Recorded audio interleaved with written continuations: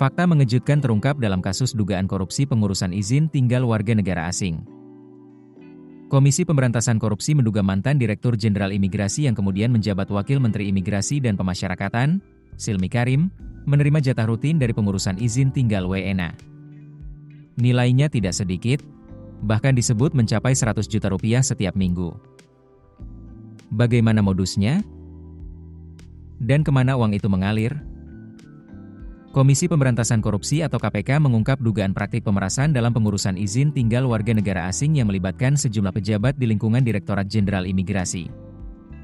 Ketua KPK Setio Budianto menyatakan bahwa Silmi Karim diduga telah meminta jatah dari proses pengurusan izin tinggal WNA sejak menjabat sebagai Direktur Jenderal Imigrasi pada periode 2023 hingga 2024. Menurut KPK, dugaan permintaan jatah tersebut dilakukan melalui Jaya Saputra yang saat itu menjabat sebagai Direktur Izin Tinggal.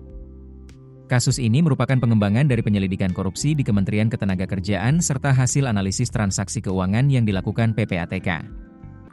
Dari hasil penelusuran, ditemukan transaksi mencurigakan yang melibatkan 35 pegawai Kementerian Imigrasi dan Pemasyarakatan.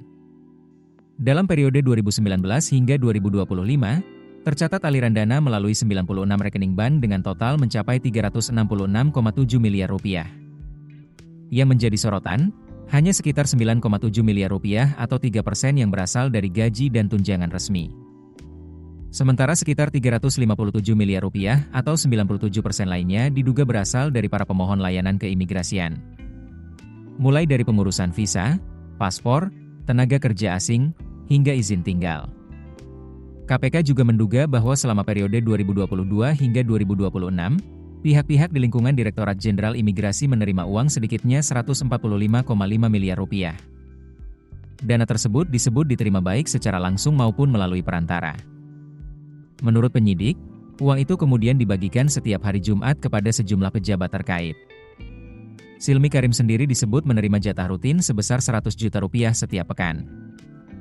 Tidak berhenti sampai di situ, KPK mengungkap bahwa uang hasil dugaan pemerasan tersebut digunakan untuk berbagai keperluan. Mulai dari kepentingan pribadi, pembelian aset, hingga pendirian perusahaan towing yang diduga digunakan untuk menyamarkan sumber penerimaan dana. Saat kasus korupsi di Kementerian Ketenagakerjaan mulai terungkap, para pihak terkait juga diduga panik. Mereka disebut menarik dana dari rekening penampung dan mengubahnya menjadi emas. Bahkan menurut KPK, ada pembelian rumah yang dilakukan menggunakan kepingan emas sebagai alat pembayaran. Dalam perkembangan terbaru, KPK telah menetapkan 8 orang sebagai tersangka. Mereka terdiri dari Silmi Karim dan 7 pejabat lainnya di lingkungan Direktorat Jenderal Imigrasi. Kasus ini menjadi salah satu perkara besar yang tengah menyita perhatian publik karena melibatkan dugaan aliran dana ratusan miliar rupiah dalam layanan keimigrasian. KPK memastikan penyidikan masih terus berjalan untuk menelusuri seluruh aliran dana dan pihak-pihak yang terlibat. Bagaimana pendapat Anda mengenai kasus ini? Tulis komentar Anda di bawah dan jangan lupa subscribe untuk mengikuti perkembangan terbaru kasus ini. Keputusan bisnis terbaik datang dari data, bukan tebakan. Mudah berlangganan Business Insight dengan subscribe with Google.